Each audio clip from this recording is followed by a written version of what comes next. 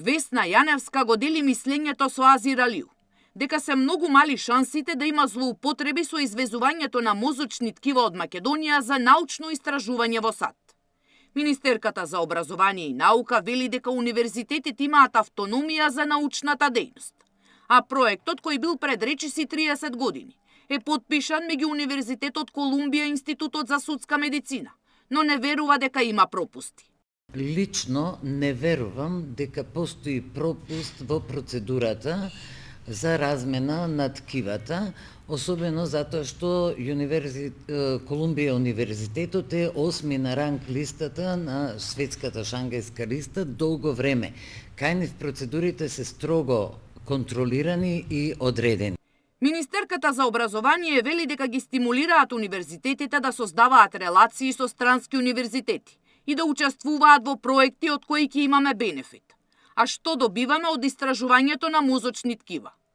Тој проект, колку што сум информирана, но добро се информирам, работел на изнаоѓање на соматски причини за самоубиства, депресија и шизофренија. Од тоа цел свет треба да има корист. Знам дека имаше проект за Алцхаймер кој го водеше Колумбија универзитетот и за други нешта, проблеми кои ден денес не се решени, а ако се решат, бенефит ќе има целото светско население, не само Македонија.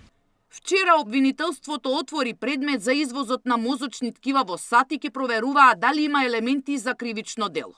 Истражува и работната група што ја формираше министерот за здравство.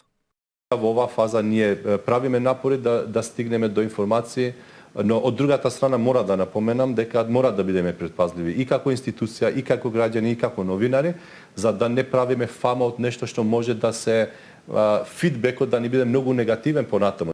Ова следува повеќе објавените информации од досието на починатиот милиардер Џефри Епстин, дека и нашата земја била дел од долгогодишно научно истражување и од големиот број мозочни ткива во банката за истражување, имало и од Македонија. Сања Димитровска, Сител телевизија.